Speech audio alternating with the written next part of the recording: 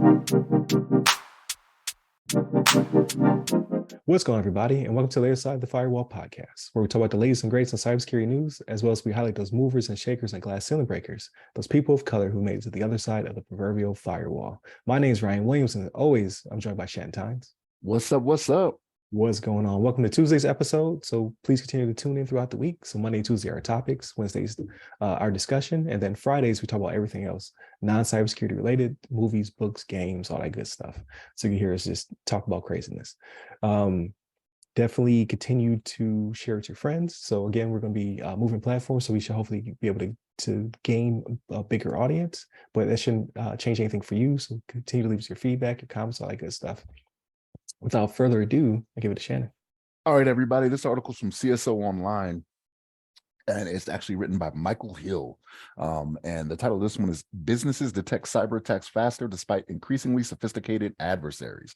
Detection times and ransomware attacks are down, but adversaries remain sophisticated, adaptable, persistent, and creative. So we kind of hit on this. It was a few weeks back, I want to say. I was talking about this, about how, the criminals getting smarter, right? And I was not aware until I read this article that it was actually down, right? So the attack dwell times is what they call them, right? Which is dropped. And there's an M-Trends 2023. It's like a report that comes out that talks about all those, right?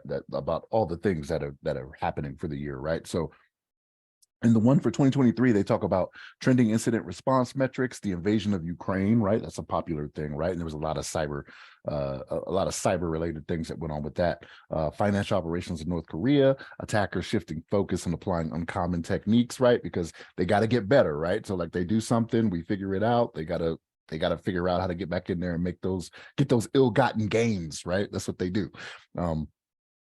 Red team findings from a cloud-focused engagement, right? So like everything is going cloud specific now, right? So this is one of those things where the cloud game being what it is, that is the new target for everybody, right? So everybody wants to be in the cloud, right? You have your different hosted environments, you know what I mean, that are becoming targets, because that's what everybody is going to, right? Like it's easier for you, as a customer to be in there, so you're kind of making it easier for them to attack it as well, right? Putting everything in one place like that. Attacker campaigns and global event intelligence they talk about in this report. Threat group graduation for APT-42, which was Iranian based. I want to make sure Iranian state-sponsored cyber espionage group, right? So they talk about them as well, right? So what they talk about here, the global median dwell time for internally detected incidents in 2022 was 13 days, which was 5 fewer than the previous year, right? So distribution continues to improve. 42% of intrusions were detected within a week or less in 2022, which was compared to 37% in 2021. So they're getting better at detecting these attacks as they start happening, right? So they're not going as far, right? Which is a good thing, right? So if you detect it sooner, you minimize the damage that's happening as well, right? So people get in there, excuse me, people get in there, they could be in there for 3 weeks, I say back in the day, but I'm talking like 3 years ago, you know what I mean? Like, that's not really back in the day, but like people could be in there for an extended amount of time and you don't know what's going on, right? So that time is getting shorter and shorter, and that's a good thing, right? The median dwell time for intrusions investigated in the Americas decreased by a week in 2022 to 10 days, which was 17 days in 2021, right? So you're already at 2.5 weeks before you're figuring out something is going on. So now one of the things they talked about in this report is a decrease in the percentage of global intrusions involving ransomware between 2021 and 2022, right? So it dropped from 23% to 18%, which is a good thing, right? Like it's trending in a good direction. So, but yes, it's not over. So this is saying that things are getting better, but not that you should just relax your guard, right? Like now it's not the time to relax and be like, okay, well, it says we're getting better, so I guess we're good. We're at a good state here where everything can just stay calm, right? We could just keep to this level. No, because what's going to happen, right? Same thing we talked about before is they're just going to get better at what they do, right? They're going to find different ways to go in and do these things. Technology is always changing, right? I remember there was the old adage, like when it comes to technology, whatever you buy in 6 months, it's already out of date, right? Like, yeah, that may have been the case a few years ago, but it's way sooner than that now, right? Like that's just how it is, just the way things are moving going forward. So this report showing that things are getting better. I mean, it gives you a little glimmer of hope. Like, okay, it's not as bad as it seems, right? Because every week we're on here telling you about some ransomware or some type of cybersecurity attack or whatever, right? Like, it's what we do, right? I mean, I'm glad to do it, but it's like law enforcement. I'm pretty sure there comes a day where they're like, hopefully, there's no need for us, right? But that's just I don't think it's ever going to happen, right? There will always be people that want to do things that they're not supposed to. So, I mean, that's just the way it is. But point being, we are getting better, right? So it, it's something that we always want to happen, and we just hope just keeps going in that direction, because that's my fear. My fear is that we are going to settle on our laurels, right? We're just going to sit down and be like, all right, yeah, we're good, and then boom, that spike is going to start going up again, right? God forbid we have another pandemic, right, to where people are working from home more and doing things like that, because we're just going to slip back into those old habits. You know what I mean? I don't think we're going to learn those lessons. But what's your take on this, Ryan? Yeah, same. You love to see it. So that was the focus a few years back, was like, okay, we have to make sure that we have to work on these dwell times. Like we have to work on the APTs, like people just being in there, siphoning information, and then progressively escalating the privileges and getting more stuff, causing more damage. So that was a heavy focus. Now you can see the reduction in time. However, like you said, there's that ebb and flow. So okay, you've caught us quicker. We're not able to make that whatever cause the disruption, make the money, etc. So now we have to pivot and we have to attack more frequently. And we talked about that before as well, as the FBI and the Department of Justice getting better at tracking cryptocurrencies and recovering that money. So now there's been more attacks because now they have to, like, the bad guys have a bottom line as well, because they're organized criminals, right? So they are built similar to corporations, which is crazy to me, with their own justice system. And we've talked about it in the past as well.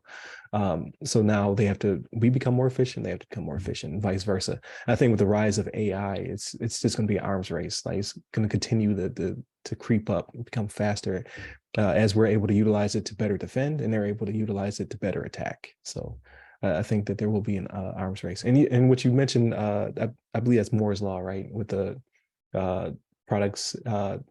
I get, what is it? I think it's broken down to the number of transistors doubles like every 6 months or something like that, and it's becoming faster and faster. So things are becoming more efficient and more obsolete quicker because of it. So I think that's Moore's law, if I'm not mistaken. So I think the same thing can be attributed to the attacks and defense. It's going to be the same. Like again, efficiency. Like we're going to become more efficient, they're going to become more efficient, and then it's going to keep going bouncing back and forth.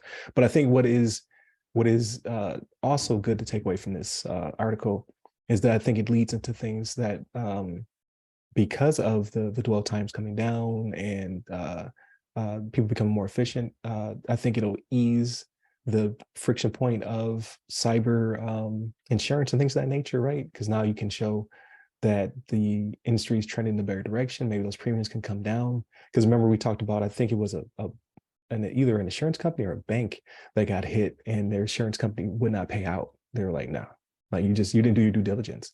So not only did you lose this money, but you're not going to get any compensation to recoup. And I think that's becoming a trend out there as well, right? Like if you're not doing your due diligence, then you're not going to be protected either through federal means or through private insurers and things of that nature. And that comes down to assessments, right? Your SOC 2s, your CIS V8s, your NIST CSFs. Like these things are necessary not only for federal regulation, but also to provide you a proven track record when you do want to either acquire new customers, because they have vendor assessments and questionnaires and things of that nature. If you don't pass muster, you can't become part of the you can't partner, you can't provide services. I think the same thing is coming from CMMC 2.0 and FedRAMP, right? Like you can't provide the government certain services if you can't answer the questionnaire to say when's the last time you had a either self-attestation or you had a third party come in and inspect you. So I think all these things are kind of tying into one another. So that's what's making people better at finding these threats and things of that nature, because of all of the regulation coming down, the GBLAs and all that good stuff. Like there's a lot of federal pressure on either companies that provide critical infrastructure or the financial sector. Now schools, I know a lot of schools that take federal loans are being considered under the GBLA. So that way they will have to comply as well, just like a banking institution would. So there's going to be a lot more of those institutions needing to be assessed and needing to beef up their cybersecurity teams and things of that nature. So like it's good, right? Like usually people are like, oh, big government stepping in. Like, no, it seems to be going in a good positive direction, right? Like the pressure is causing these companies to have to do more to protect your stuff.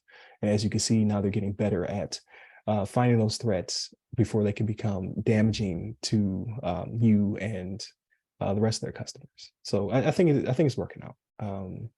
But again, like then you'll see things you've never seen before, like with Korea doing the supply chain attack into a supply chain attack, right? They have to become wittier to get that stuff they need nefariously, right? Need to be able to fight against the sanctions, things of that nature, to get that bad money in order to buy whatever they need to buy, to do whatever they need to do out there. And the same thing's going to be done by ransomware gangs. So both state sponsored and the private ransomware gangs, I guess you would call them, are stepping up their game in order to try to defeat some of these mechanisms. So it's going to continue to be an arms race. So hopefully the recent wave of layoffs doesn't cause this trend to go the opposite direction, right? You have less people, so it's more work on the backs of other people that are still with the company. So hopefully there isn't too much on their shoulders that's going to cause them to not be as good at what they're doing. Because as you can see, the trend has been going in a positive manner. So I did a lot of rambling there. Hopefully some of that made sense. It was good. It all made sense. Hopefully tied together. But definitely continue to tune into the podcast. Hit us up. Monday and Tuesday are topics, Wednesday's discussion, and then Friday's everything else. So we talk about movies, books, games, all that good stuff. Like, share, subscribe. Follow us on all the social medias that go by our name. Or you can hit me up personally. I'm at RyRy Security Guy. That's RYRY Security Guy on LinkedIn, Clubhouse, and Twitter. Stay safe, stay secure.